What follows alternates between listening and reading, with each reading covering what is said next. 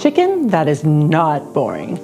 This Korean-style chicken is smoky, a little spicy, and packed with flavors that will wake up your taste buds. And you'll love just how easy it is to make. Hey everyone, I'm Flo, Duties Behind the Camera, and we're all about simple food, simple faith. Every recipe video that we film week to week is based on recipes that I cook on a regular basis, and today's is no different. Today I went shopping for chicken for this particular recipe, and I found that boneless, skinless chicken was like twice the amount of the bone-in with skin on. So, of course, I had to buy the regular thighs, and I thought, you know what, I'm just gonna debone them myself, and those bones can be used for soup at a later date.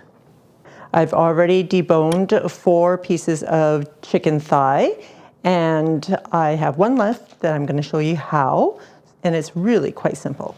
So you'll see that the bone stretches from side to side, and we're just going to take our knife and cut as close to that bone as possible down one side. And then from there, you're going to go underneath, and be careful, don't cut your finger.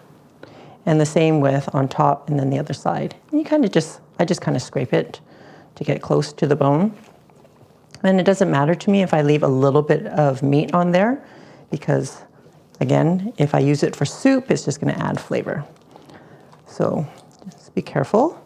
Then just cut off this side. And the other side. Ta-da! Okay, and if you end up with some cartilage that's still there, you can always just remove that as well. And that didn't take long.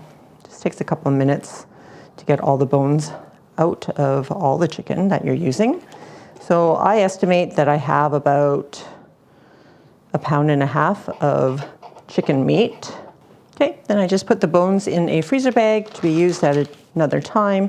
And what I do also is just keep adding bones to this until I get a decent amount so that I can make broth or congee, soup, so many options. I'm opting to keep the skin on. And actually, if you wanted to make a chicken steak with chicken thigh, you just remove the bone, and if you stretch it out just like this, it's a nice looking piece of steak you can fry up. But I'm going to cut this down, and again, I'm opting to keep the skin on. You can remove the skin. We're going to cut them into 1.5-inch pieces, and we're going to stir fry them today, so that's what we're doing.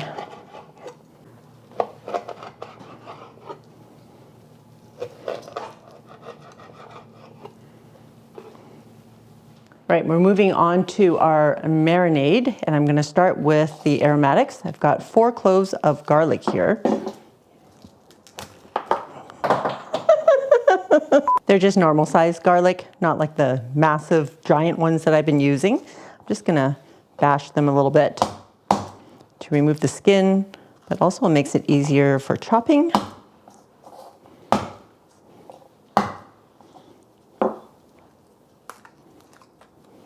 And we're just going to chop it up.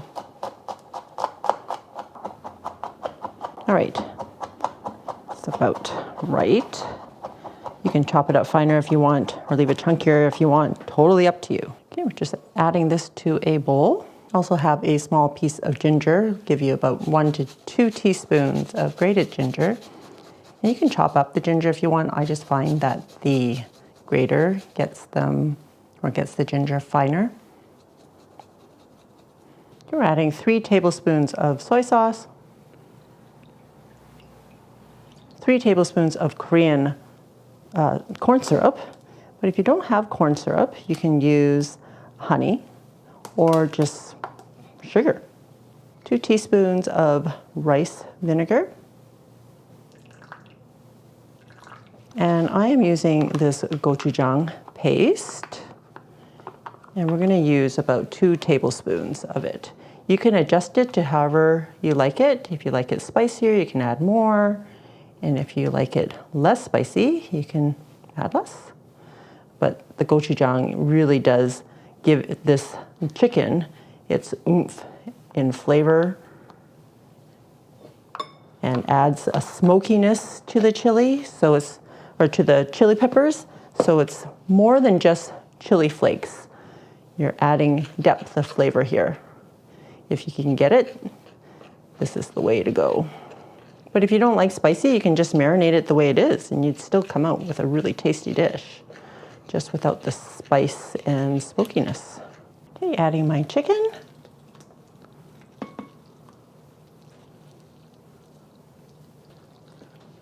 Just make sure that this is well mixed.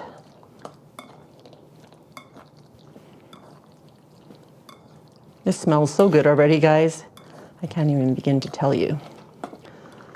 So super simple recipe. That's pretty much it. And then we're just gonna cook it up. Easy enough for any night of the week and bursting with flavor. We're just gonna set this aside while I prepare the rest of the ingredients and prepare the set. You don't have to let it marinate for too long, but if you want to, that's great. It'll be deeper in flavor, but even without marinating it for too long, it'll still be really tasty. I'm just chopping up a stalk of green onion for just for garnish and for added freshness. But if you didn't want to add green onion, you don't have to. I'm just going to set this aside. All right, I'm going to heat up my wok, and I'm using a wok because I like the size of it. And I'm going to do my chicken in a couple of batches. We're going to turn it down to like a medium high, not too high.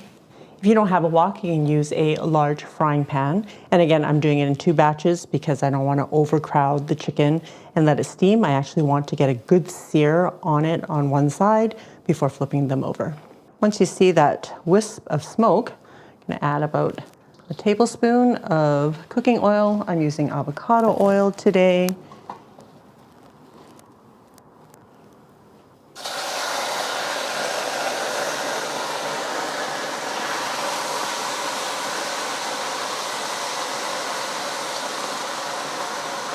Spread it out in one layer. And we're going to let it sear for about a minute or 2.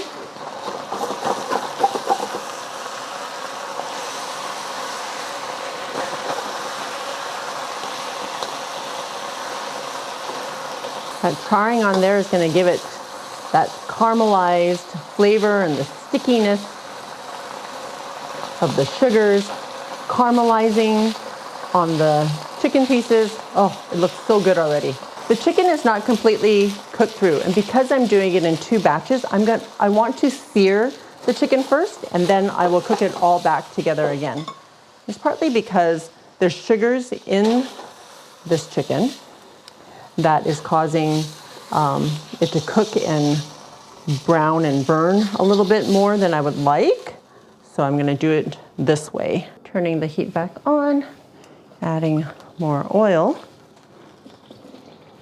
The rest of the chicken.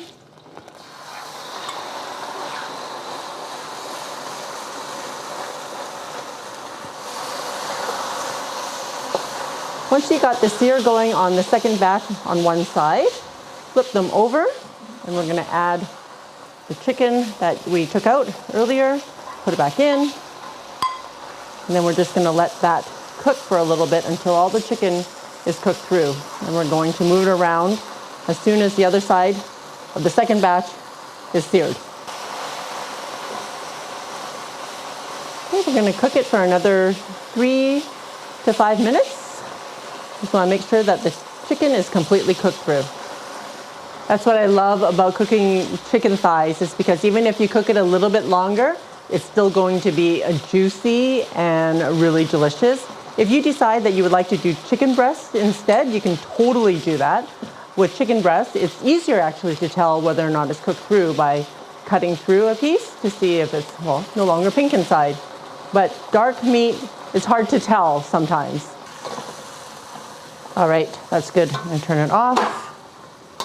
Adding about a tablespoon of sesame oil. And sesame oil is gonna add another layer of flavor, and we want to add the sesame oil at the end because otherwise the sesame flavor actually burns off if you add it earlier while cooking.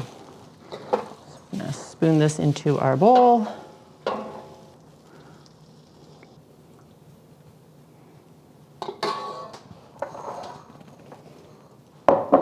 We're also adding some roasted sesame. So maybe about a teaspoon or so.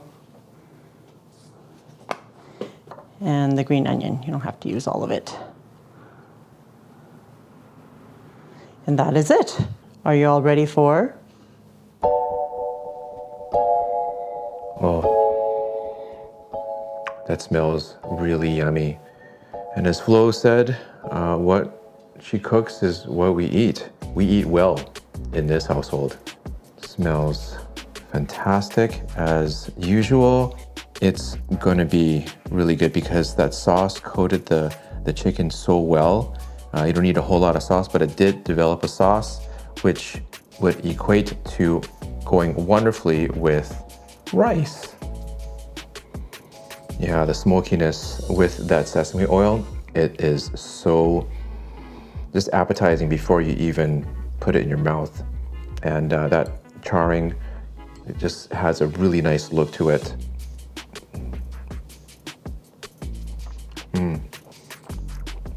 The sauce is wonderful. You definitely get that smokiness from the gochujang. The additional flavor of the caramelization with the sauce. And this is gonna go wonderful with rice and your favorite sides. Great, thanks, dude. Simple recipe using basic ingredients that you keep on hand will get you a very delicious meal. For this recipe, check it out on my website, FLO'S.com.